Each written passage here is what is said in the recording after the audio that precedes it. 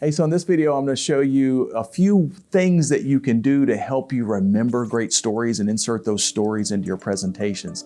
So stay tuned. Hey, this is Doug with Fearless Presentations, the fastest, easiest way to eliminate public speaking fear. And one of the things that people kind of say about me at times is they'll say, Doug, guy, you always have great stories in your presentations. It always makes your presentations really interesting. How do you come up with these? How do you remember these stories? How is it that you're able to insert these stories into your presentations in such an easy way? Well, the truth is, the answer to that question is that I kind of cheat. I don't just come up with those stories on the spot. Well, in some cases I do, but for the most part, there's a technique that I've used over the years that really helps me catalog really good stories so that when I'm in the middle of a presentation and I need to pull a story out to reinforce a bullet point or reinforce a concept, it comes to me very quickly. Just to kind of show you how important this is, it was funny when I was a few years back, Ronald Reagan passed away in the early 2000s, and he was known, when he was president, he was known as the great communicator. That's what they called him. When he passed away, one of his speechwriters was interviewed and they said, hey, what was it that made Reagan such a great communicator? Speechwriter didn't even bat an eyelash. He just said, man, Reagan had an anecdote for everything, or Reagan had a story for everything. That's the way he captivated audiences. It's also the way that he built rapport with the American people when he was president. And really good speakers, really good politicians, they use this technique to be able to tell just the right story at the right time to really build that rapport. And a lot of times the way that they're doing this is they've prepared for that situation in advance, and that's what makes it a whole lot easier. So one of the things that you can keep in mind about a story is that your brain has this fantastic ability to memorize basically every single detail that has ever occurred to you in your entire life. The challenge, though, is that our brains have filters. So if we think that something is going to be important, it gets put on the front part of our brain. If we think something is not going to be important, I'm never going to need this again, like algebra or whatever, I'm just going to put that at the back of my brain. So any of that kind of stuff that we think is not going to be important is not going to be easy to access because of the filters. And we have to have those filters, by the way. Otherwise, we'd all be schizophrenic. So what good speakers do, though, is they have ways that help them bypass that natural filtering process to come up with the perfect story at the perfect time. Now, there's a phrase that I kind of came up with, or that I heard about anyway when I was early in my speaking career, that helps you bypass that filtering process that the brain has. And the phrase is, that reminds me of the time. The reason why that phrase works so well is that whatever you tell your brain is what your brain is going to believe. So if you say, I can never come up with a story, guess what? You'll never come up with a story. You'll be right.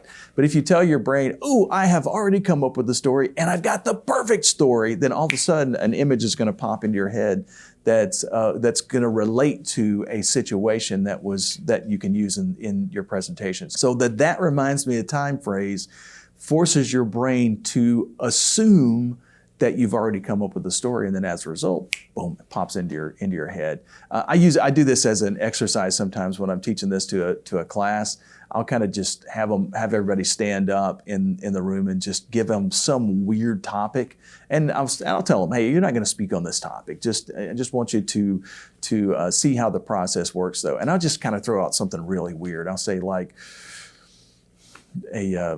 a rotten piece of fruit or something just weird, something that nobody would have been thinking about prior to me saying it. And then I'll have everybody, after I say that thing, say, that reminds me of the time. And chances are, even though it's a weird, off the cuff kind of topic, you'll still come up with an image or a story.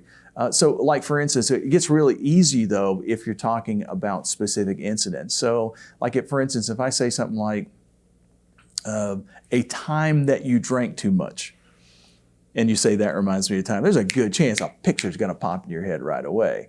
Even if you don't drink, then there's a good chance that your brain's going to give you something that is a bridge that will fit the situation. So like, for instance, if you've never had any alcohol whatsoever in your life, it might be that you think about a time that it was a really hot day and you didn't drink enough, right? So it'll give you something though. It'll give you something really, really close. So that reminds me of time is a great way to recall images or recall situations in your brain so that you can, on the spot, come up with a really good story. By the way, I've had situations where I've designed entire speeches very quickly just by using that technique. And this is actually an embarrassing story, but about a decade or so ago, I was hired to be a keynote speaker in Chicago. And I got hired like a year before I was actually going to give a speech. So I think they hired me in February for a November speech. So it was a long time in between. So while I'm on the American Airlines flight from DFW to O'Hare, I'm kind of jotting down on my cocktail napkin some ideas on things that I would deliver in the keynote speech, because that's what I do. I write speeches, and so I'm designing it on the way. And I designed the speech on how to design a presentation very, very quickly, especially in the sales field. These were a bunch of salespeople. So I got to the presentation though, and before the actual keynote speech, there was like a networking session where they had hors d'oeuvres and drinks, and of course I'm drinking water because I'm going to be speaking, but I'm kind of chatting it up with some of the other folks that are in the room, and they said, "Oh, you're the keynote speaker. What are you going to speak on?" And I told them, and they were kind of excited about that topic. And just a few minutes before I'm going to speak, the president of the organization comes and he introduces himself, and he kind of sets me down in the front of the room because I'm going to be right up at the front when they call me up, and he says, "Now, just so you know, when we start the meeting, I'll be introducing you just in the first couple of seconds. So we'll kind of do our call to order and open the meeting, and then I'm going to call you up right away." So I'm like, "Ooh, sweet, great."